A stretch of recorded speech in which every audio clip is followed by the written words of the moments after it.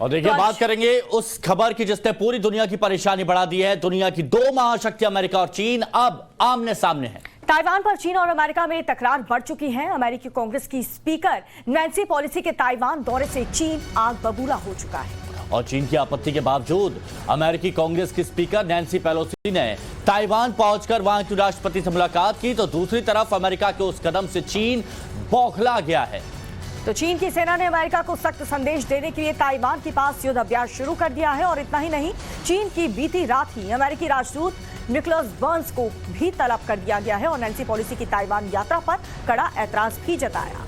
चीनी विदेश मंत्री शी फेंग ने कहा कि पेलोसी ने जानबूझकर भड़काने और आग से खेलने के लिए जोखिम भरा कदम उठाया है।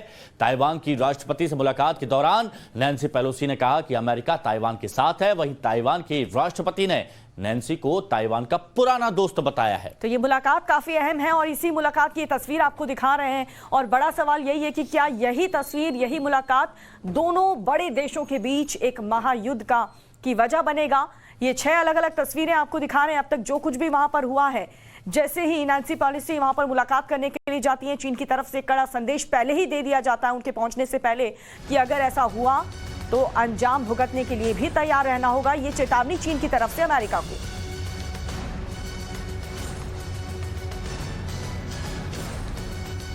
तो देखिए, ताइवान अमेरिका की दोस्ती चीन की आंखों में चुभ रही है और चीन कह रहा है कि ये हमारी संप्रभुता को खतरा है। अमेरिका कह रहा है कि ऐसा कुछ नहीं है और ताइवान कह रहा है कि अमेरिका जिस तरह से नैन्सी पेलोसी वहां पर आई है, ये बताता है कि वो ताइवान और अमेरिका के संबंधों को किस नजरिए से देखती है।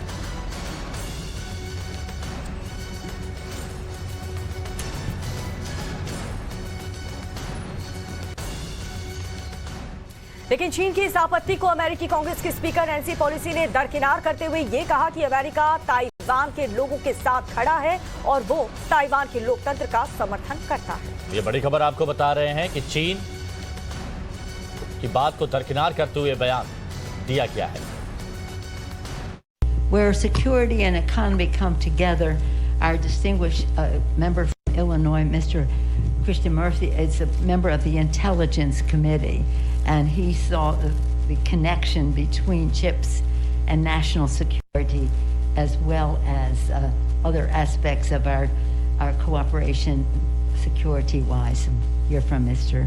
We'll hear from Mr. Christian Murphy. In terms of, as you see, our delegation has what we call heft.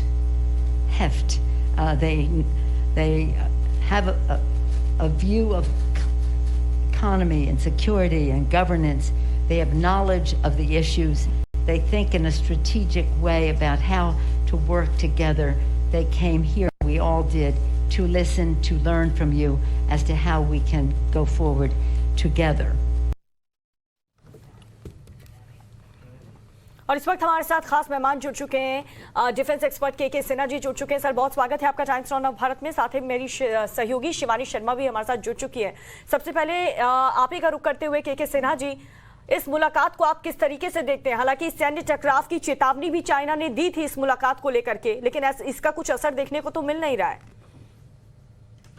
देखिए दीपिका, जरा मेरा मानना है, मेरा आकलन है, नैन्सी पेलोसी का आना ये पूरा का पूरा ऑर्केस्ट्रेटेड है और जो अमेरिका का इस समय, इस खास करके 21st सेंचुरी के अंदर में अपने बजट्स को फिर से कायम करने का एक कड़ी का एक ये है।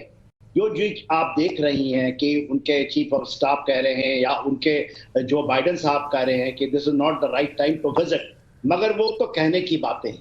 जो बात यह है कि नैन्सी पेलोसी का वहां जाना और ताइवान के लिए ये देना और चाइना का उसका बार बार उससे चेतावनी देना कि you are crossing the red limit और ये आपके लिए you are playing with the fire.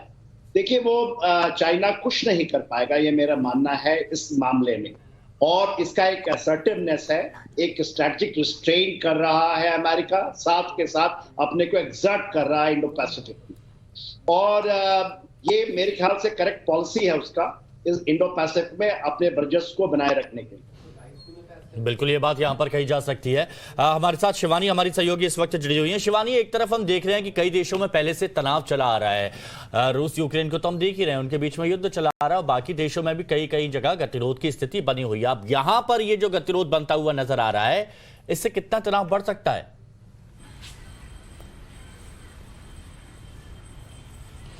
देखिए मानशु, मैं आपको बताऊं कि ये जो दो पावर ब्लॉक्स हैं, यूनाइटेड स्टेट्स और चाइना, इनके बीच वर्चस्व की लड़ाई कोई नई नहीं है। जब रूस और यूक्रेन लड़ाई लड़ रहे थे उस वक्त भी ये पावर ब्लॉक्स के बीच की तनातनी देखी जा रही थी, जब बार बार चीन जो है वो रूस के पक्ष में था, क्योंकि यूक्रेन को लेकर जो लड़ाई चल रही थी उसमें यूएसए को उसको दबाना था। और अब एक बार फिर ताइवान में जब नैन्सी पेलोसी आई हैं तो उससे काफ़ी पहले से ही चीन ने रिएक्शंस देने शुरू कर दिए थे। अलग अलग स्पोक्स पर्सन, उनके प्रेसिडेंट के हवाले से, उनके विदेश मंत्रालय से, डिफेंस मिनिस्ट्री से ट्वीट्स आने शुरू हो गए थे कि यूनाइटेड स्टेट्स को इस विजिट से बचना चाहिए। लेकिन कल जब ये तय हो गया कि नैन्सी पेलोसी ताइवान पहुंच गई हैं, उसके बाद से हम लगातार देख रहे हैं किस तरह के आक्रामक तेवर चीन दिखा रहा है। इतना ही नहीं, उसने ताइवान के नॉर्थ में, साउथ ईस्ट और साउथ वेस्ट यानी हर तरफ एयर और वाटर एक्सरसाइजेस, सी ड्रिल्स का ऐलान कर दिया है। पूरी तैयारी पुख्ता दिखाई दे रही है। यानी चीन ये दिखाना चाहता है कि अमेरिका ने अगर ताइवान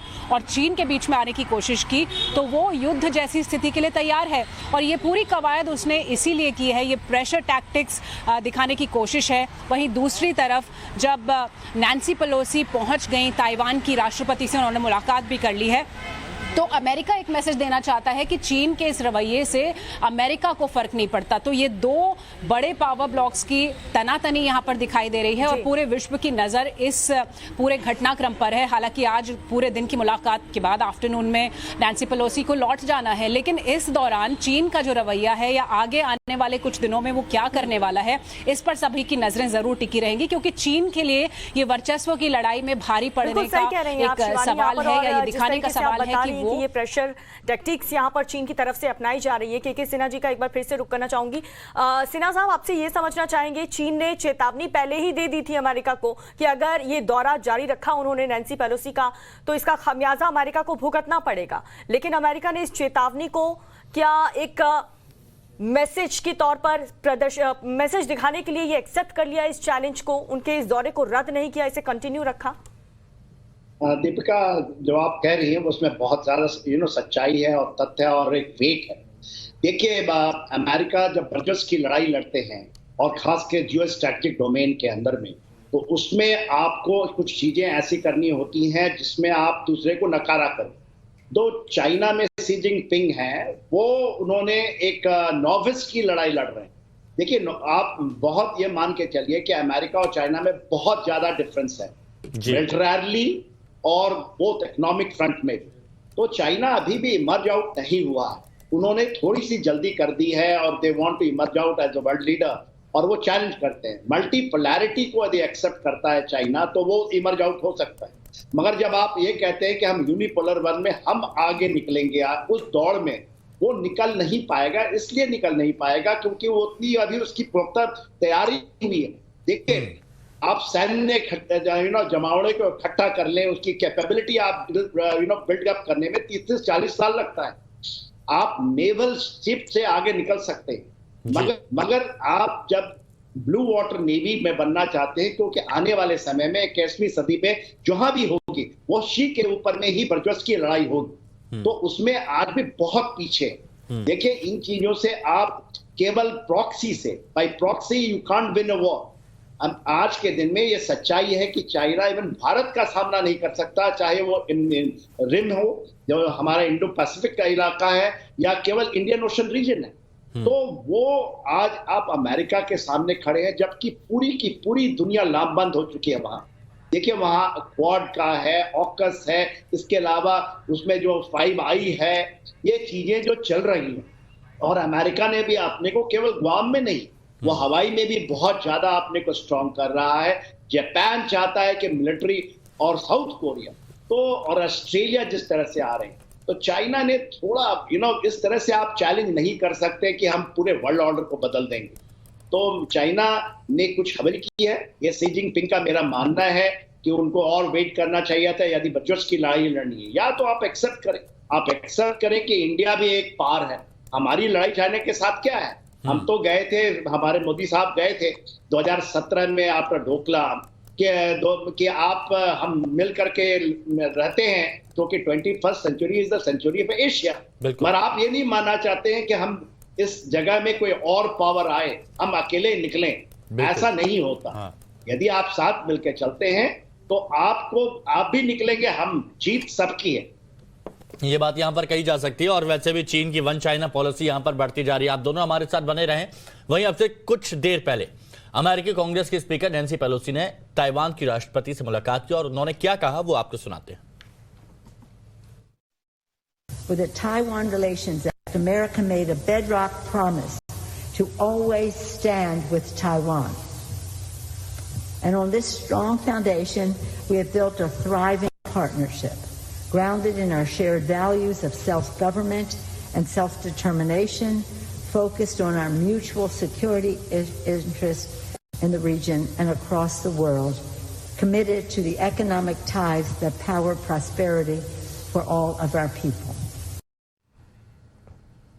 और चलिए इस महायुद्ध को लेकर के एक अपडेट तो हम आप तक पहुंचा ही रहे हैं। इस मुलाकात के मायने क्या है इस पर भी हम चर्चा करें, लेकिन इस बीच चीन और अमेरिका की ताकत के बारे में भी हम जान लेते हैं। ग्राफिकली आपको समझाने की कोशिश करते हैं। देखिए चीन की संख्या कितनी है, टैंक की आप देख सकते हैं 9150, जबकि अमेरिका के पास 8848 है। बजट की अगर बात करें तो $216 बिलियन और अमेरिका के पास $601 बिलियन। ये हम दोनों देशों की ताकत आपको बता रहे हैं। चीन और अमेरिका दो बड़ी शक्ति कही जाती है, बहुत बड़ी ताकत कही जाती है। अब इनकी ताकत को यहां पर कंपेयर करते हैं तो परमाणु हथियारों की बात करते हैं तो चीन के पास 305 परमाणु हथियार हैं, तो अमेरिका के पास 5550 परमाणु हथियार हैं। और उसके बाद अगर सैनिकों की बात करें तो सैनिकों की तादाद आप देखेंगे तो कई ज्यादा यहां पर देखी जा सकती है। बिल्कुल 23,03,000 सैनिक, 33,000 यहां पर चीन के पास सैनिक है, तो वहीं पर आप देखेंगे 14 लाख अमेरिकी सैनिक यहां पर हैं। और ये दोनों ही दीपिका कहे जा सकते हैं कि महाशक्ति है, चाहे वो चीन हो या अमेरिका हो। तो बिल्कुल इन दोनों ही आंकड़े को देख करके आप समझ सकते हैं कौन कितना ताकतवर है। अगर महायुद्ध जैसे हालात बने तो कौन किस पर भारी पड़ेगा, ये आंकड़े बताने के लिए काफी हैं।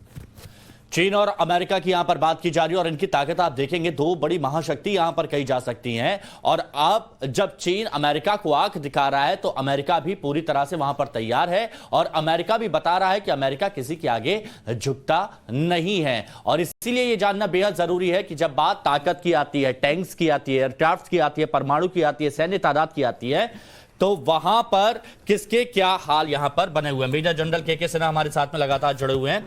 मेजर जनरल सिन्हा, एक सवाल बहुत उठ रहा है जो मैं यहां पर आपसे पूछना चाहता हूं कि हमने देखा है कि आजकल कोई देश अगर किसी को धमकी देता है तो उसको हल्के में नहीं लिया जा सकता। पहले रूस जिस तरह से यूक्रेन के साथ में कर रहा था और फिर रूस ने अटैक भी यहां पर कर दिया।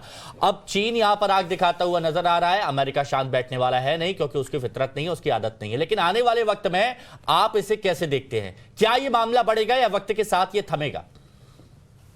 देखिए हिमांशु, जैसी बात है, ये वर्चस्व की लड़ाई है, एक से आगे निकलने की लड़ाई है। और इसमें ये ये 21st सेंचुरी का आपका दूसरा देखिए तो दशक में के बाद तीसरे दशक में हम निकल रहे हैं। और ये प्रेडिक्शन आज नहीं, आज से तकरीबन 30-40 साल पहले ये प्रेडिक्शन था कि ये चीजें होंगी। और चाइना जिस तरह से निकलना चाहेगा, और जो उनका एक मिडिल किंगडम सिंड्रोम है, जिसको सिंड्रोम के तहत वो कार्रवाई कर रहे हैं, उन्होंने भी टाइम बाउंड लिखा हुआ है। देखिए एक कॉम्प्रिहेंसिव नेशनल पावर होता है। आपने नेशनल पावर की एक तुलना की है। कॉम्प्रिहेंसिव नेशनल पावर में जब आप चीजों को लेकर चलते हैं तो चाइना का जो 20 साल पहले वो भारत से भी पीछे था, पर आज जो 20 साल पहले में केवल एक इकोनॉमिकली वो आज एक निकला है।